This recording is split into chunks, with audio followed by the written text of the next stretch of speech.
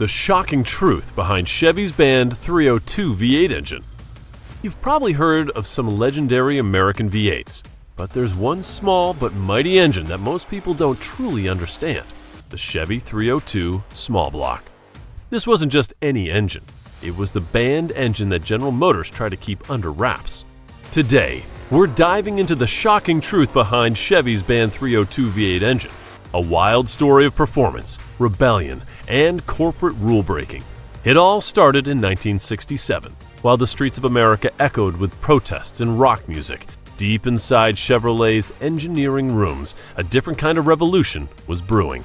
A handful of GM engineers secretly developed a high-revving, compact powerhouse designed to dominate the SCCA Trans Am racing series. The result? The Chevy 302 V8.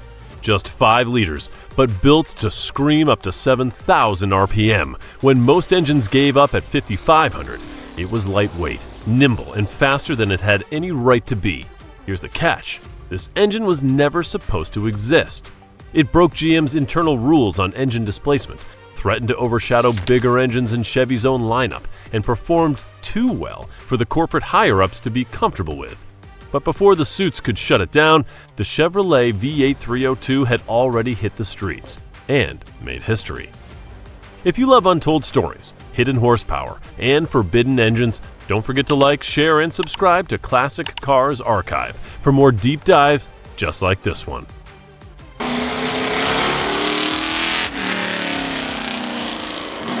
Engineering innovation and the birth of the 302. Back in the late 60s, Detroit wasn't just building cars, it was waging a war. Ford, Chrysler, and GM were locked in a full-blown horsepower battle, where the only rule was win at all costs.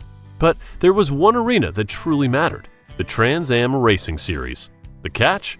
Engines had to stay under 305 cubic inches. Ford already had their 302 ready to go, but Chevy?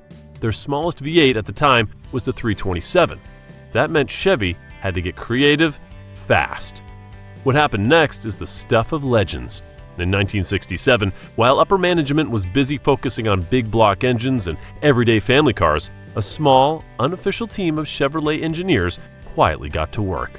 With barely any executive oversight, they pulled off a bit of mechanical magic. They took the 4-inch bore from the 327, paired it with a 3-inch stroke from the 283, and just like that, created a 302 cubic inch small block V8, perfectly legal under Trans Am rules. But unlike anything else GM had officially approved, this wasn't just another engine tweak. This was performance-first thinking, an engine built with one goal in mind: win on the track. And it did just that.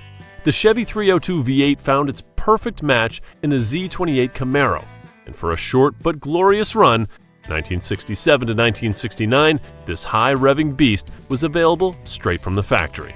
But make no mistake, the 302 wasn't built for the showroom floor. It was built to stir things up. It went against GM's internal policies and shook up the status quo. It wasn't about profits, it was about passion, precision, and performance. Everything Detroit both feared and secretly admired.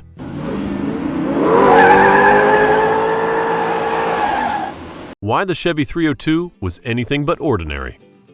So, what made the Chevy 302 more than just another small block V8? Let's just say, if engines had secret files, this one would be stamped top secret. It all starts with a legendary combo: a 4.0-inch bore from the 327, paired with a 3.0-inch stroke from the 283. On paper, that sounds simple, but in reality, it was a masterclass in smart engineering. This setup gave the 302 an insane 1.33 to 1 bore-to-stroke ratio, which is about as close to square as Detroit ever dared to go. The benefit? It loved to rev. While most muscle car V8s were wheezing around 5,500 RPMs, the 302 was just getting warmed up, screaming to 7,000 RPMs and beyond without breaking a sweat.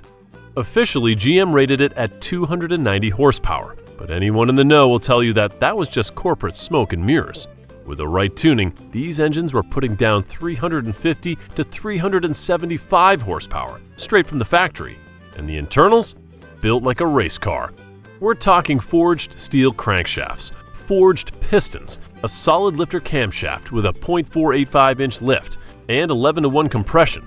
This thing didn't just go fast, it was designed to be pushed to the limit. Fuel delivery came from the Holley R453 carb, known for its precision, and those cast iron exhaust manifolds didn't just growl, they roared like a war cry. But the deeper you look, the more it becomes clear. This engine was overbuilt on purpose. It's almost like the engineers knew people were going to run it harder than anything else in the lineup. Take the high-rise aluminum intake, for example. It had enlarged runners and a plenum design, said to come straight out of Chevy's racing skunk works. The double hump cylinder heads with 2.02-inch intake valves weren't your average production parts. They were battle-tested at tracks like Daytona and Sebring. And here's the kicker. The connecting rods used in the 302 were the same spec as those in the legendary L88 427S racing engine, shot-peened and magnafluxed for extreme durability. Even the oil passages and bearing surfaces were specially enhanced, years ahead of what you'd find in standard production blocks. Bottom line, the 302 wasn't just a small block, it was a racing engine in disguise, built with purpose, packed with secrets, and slipped into street cars before the suits could shut it down. Why GM killed the 302? So, why did GM pull the plug on the Chevy 302 after just 3 short, glorious years? Officially, it was blamed on new emission regulations and market changes. But let's be real, there's more to the story. The truth? The 302 was just too good, and that made it dangerous. Not on the streets, but inside GM's own corporate structure. Think about it. This little high-revving small block V8 was starting to make GM's beloved big blocks, like the 396, look kinda unnecessary. Why would performance buyers shell out extra cash for a heavier, thirstier engine when the 302 could deliver similar real-world power, better handling, and lower weight? It was punching way above its class, and the people upstairs didn't like what they saw. Behind closed doors, execs reportedly started seeing the 302 as a Z28 problem. Internal documents, now collecting dust in GM archives, suggested growing concerns over how the 302's performance could undercut the company's premium performance models. The solution? Limit production, cut back on marketing, and eventually shut it down. By 1970, the 302 was officially gone, replaced with tamer, emission-friendly engines that didn't ruffle any feathers. And when racers and hardcore enthusiasts begged GM to keep the 302 alive, even just for competition use, they got nothing. No response, no special orders, just corporate silence. The message was loud and clear. This engine had gone too far. It didn't just challenge the rules, it rewrote them. And for that, the 302 had to disappear before it disrupted the entire power structure of GM's performance lineup.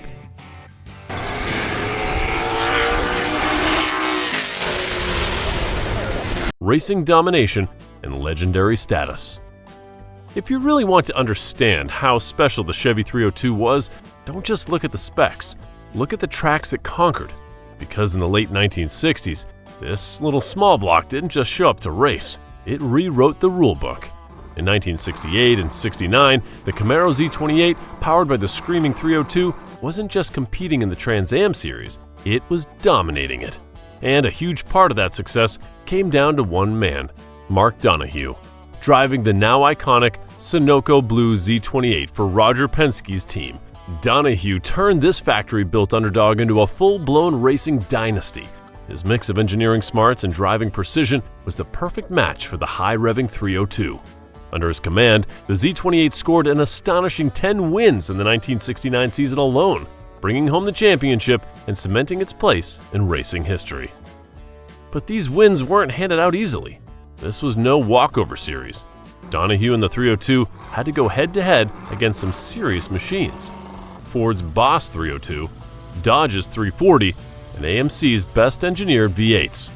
Every manufacturer came out swinging, but lap after lap, the Chevy 302 just kept going, holding 7,000 RPMs, race after race, while other engines needed constant teardowns and rebuilds. Crews from rival teams were left scratching their heads. The 302 didn't just perform, it endured. When properly built and tuned, it was almost unbreakable. What made it even more impressive was the engine's versatility. Sure, it was designed with road racing in mind, but that didn't stop people from taking it drag racing, hill climbing, or even running endurance events. No matter the format, if you could keep it in the power band and ride that high RPM wave, the 302 would deliver the goods.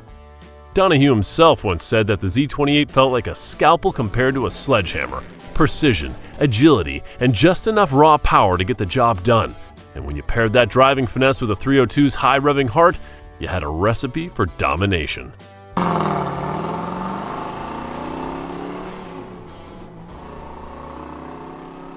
Collectibility, value, and the lasting legacy of the Chevy 302.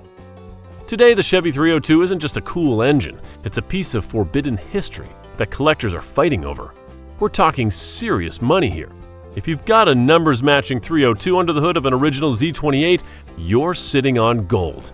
At auction, these cars routinely pull in $150,000 to $250,000. And if it's a rare COPO or special order variant, the sky's the limit. So, what's behind the crazy price tags? Sure, rarity plays a part. Only around 20,000 Z28s were ever built with a 302 between 1967 and 1969. But it goes deeper than that. These engines represent the last raw, uncompromised era of performance before emissions laws and corporate restrictions started taming everything down. Each casting number, each date code tells a story that collectors want to be a part of. It's more than metal, it's a rebellion they can own. And here's the twist. The engine GM tried to keep low-key has now become one of their most prized creations. Parts that were once just standard issue are now collector's gold. Want an original solid lifter cam, forged crankshaft, or correct Holley carburetor? Be ready to shell out some serious cash. Even a NOS 302 intake manifold can fetch $5,000 or more on its own. What's really wild is how deep the authentication game has gone. There's now a whole industry dedicated to verifying these engines. Experts use everything from microscopic casting mark analysis to historical paperwork and even metallurgical testing, all to confirm a part's true identity.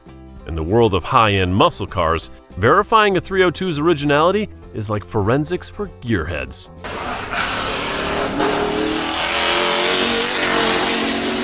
The 302's DNA in modern performance.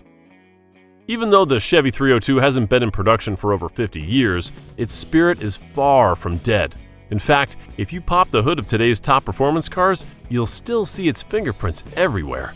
It's like a mechanical ghost, quietly haunting the most advanced engines on the road. Take a look at the modern LS small blocks from GM. Those over-square designs, the high-revving nature, the focus on lightweight internals. Sound familiar? That's pure 302 DNA. And when Chevy rolled out the 5.5-liter LS7 in the C6Z06 Corvette, capable of holding 7,000 RPMs in a street car, they weren't inventing something brand new. They were channeling the same magic that made the 302 a legend. But the 302's legacy isn't just limited to GM. You'll see its influence in Ford's Coyote engines, in Dodge's modern Hemis, anywhere engineers aim to build an engine that's light, rev-happy, and more powerful than its size would suggest. The core lessons of the 302, smart bore-to-stroke ratios, efficient cylinder head flow, and lightweight rotating assemblies aren't just old-school hot rod tricks. They're foundational principles in modern performance engineering. And here's the kicker. Just like the 302 back in the day, today's engines are often underrated on paper. Manufacturers know that performance buyers love discovering that their car makes more power than advertised. That sense of hidden potential, yeah, that started with a 302. Even today, in underground garages and race shops, builders are reviving the 302 formula with modern parts, creating wild, high-revving small blocks that nod to the past while leaving the original performance numbers in the dust. These aren't just replicas, they're spiritual successors, proof that the 302 wasn't just an engine, it was an idea, a belief that true performance doesn't come from paperwork or corporate approval. It comes from passion, precision, and the guts to build something different. If stories like this get your heart racing, make sure to like, share, and subscribe to Classic Car Archive for more untold legends from the golden age of American muscle. The Chevy 302 wasn't just an engine, it was a statement, a rule breaker, and a mechanical masterpiece that still echoes through history. Got memories of a Z28? Spotted a rare 302 in the wild? Drop a comment below. We'd love to hear your stories. Don't forget to hit the notification bell so you never miss a deep dive into the machines that defined a generation.